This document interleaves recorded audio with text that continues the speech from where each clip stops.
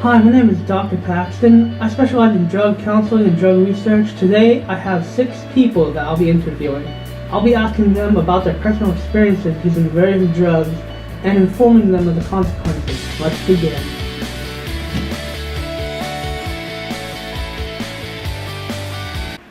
Hi Phil, I'm Dr. Paxton. Thank you for participating in my study today. No problem, Doc. So what drug have you used? LSD? Do you know what it stands for? Nope. It stands for lysergic acid difluomide. What does that mean? LSD is a hallucinogen. That means it makes you see things that aren't really there. Your perceptions are changed, and the things that you see are usually very intense in color and brightness. Someone who took LSD shouldn't make any important decisions or operate any machinery because their judgment skills are very off. Yeah, that. So, how did you feel after you took it?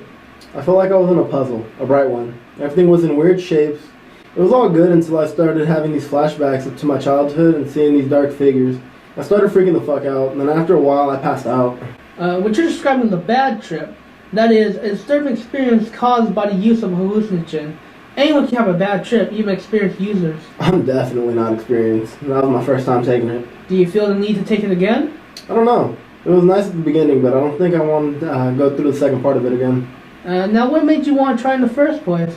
I was at a friend's house and he asked me if I wanted to try it, so I did. Does your friend still take it? Oh yeah, he takes it all the time. You should tell your friend that there are many risks involved with LSD. Like? Sometimes when a person is taking LSD and has a bad trip, they never recover, and they can even go into an acid-induced psychosis. Damn. Also, LSD users can develop a tolerance, meaning that they have to take a higher dose to get that high. This increases the risk that they're already there. I'll try to tell him that. Well, it was nice talking to you today, Phil. Thank you for participating. It's good.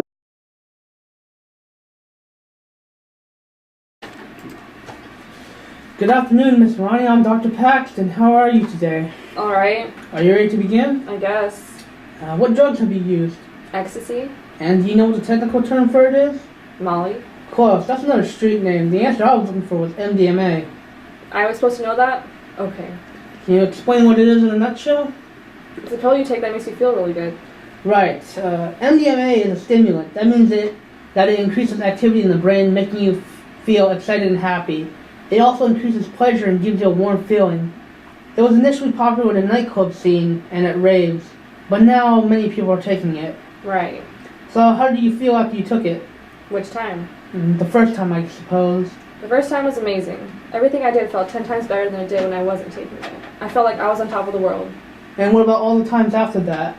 I kept taking it, but the quality started getting kind of bad, and it never felt as good as the first time. It got boring. I mean, I still take it sometimes, but it's not my first choice, you know. It's important to know that sometimes the pills can have additives like cocaine, ketamine, or bath salts. This makes them extremely dangerous if you don't know what you're taking. I just assumed they were all pure. Many times they're not. Now, when was the first time you took ecstasy? At one of my ex-boyfriend's parties. Do you know what kind of experience he had? Don't know? Don't care. Well, MDMA can cause panic attacks, loss of consciousness, or seizures, so it's important to be careful. Got it. Well, thank you for sharing your experience with me, Ronnie. Good luck and be careful. Bye.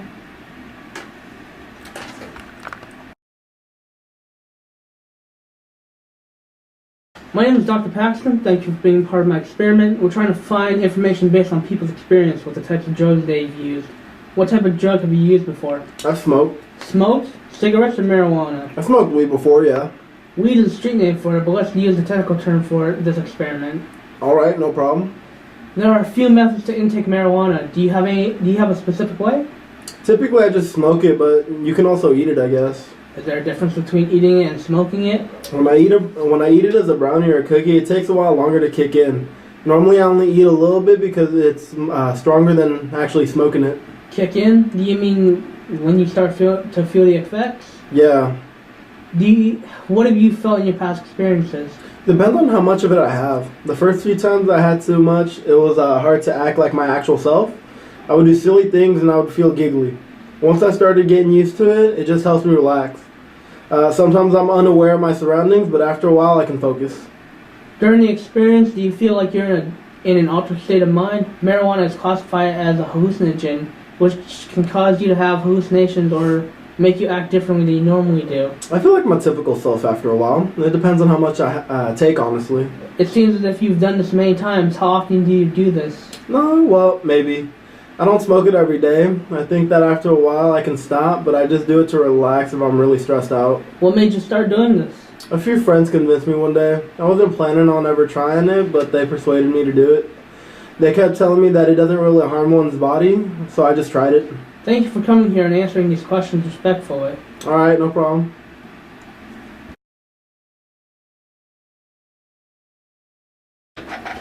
Hello, my name is Dr. Paxton. We're conducting an experiment where we look at what different drugs do to you.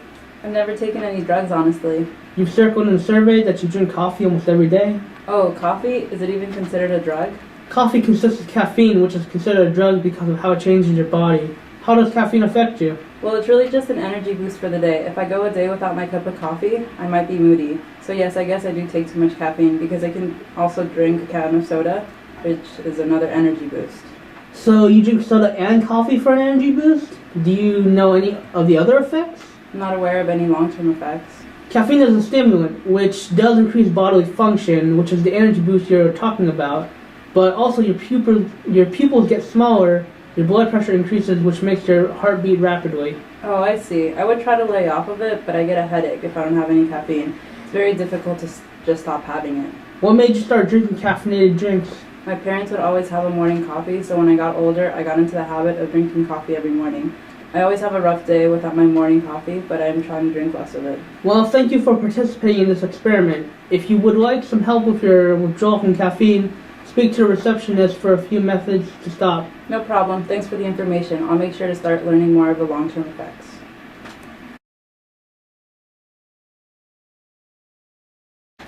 Hello, Mr. Michael. Thank you for taking part in today's drug survey. How are you? I'm fine. Let's get started, shall we? Ask away. Do you have any experience taking drugs? I've had my fair share of experiences with cocaine. And how often do you take cocaine? I do it regularly. Do you know what happens when you take cocaine? Yeah, I get all happy and excited and everything becomes more clear and my mind starts racing faster when I'm not experiencing it. Well, what you are describing is the effects during the high of taking cocaine. What I'm wondering is if you know what the long-term effects of cocaine are. Not really. I assume it's like those commercials you see in smokers. You're close, but let me list off some of the effects. Long-term effects of cocaine include permanent damage to the blood vessels of the heart and the brain, high blood pressure leading to heart attacks, strokes, and even death, sexual problems, reproductive damage, and infertility for both men and women, and delirium or psychosis. Basically, Mr. Michael, really bad stuff that can end your life. Look, doctor, I don't need your help, okay? It's my choice, so I don't want you telling me what's good for me and what's not. Very well then. Thank you for your time. Please feel free to come back again. Goodbye.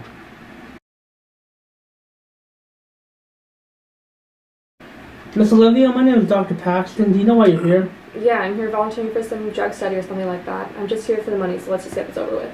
Thank you. Now, how do you feel right now? Fine. And when you're drinking? Fine. Okay, is there anything that you do when you're drinking or after that you've never thought of doing while you're sober? No. Is that the truth? Yes. Miss Olivia, have you ever taken any drugs in your life before? No. What if I told you that you were? Alcohol, depending on how much is consumed, can be considered a drug. It can inhibit a person's ability to think rationally, and it can distort their sense of judgment. You're making that up.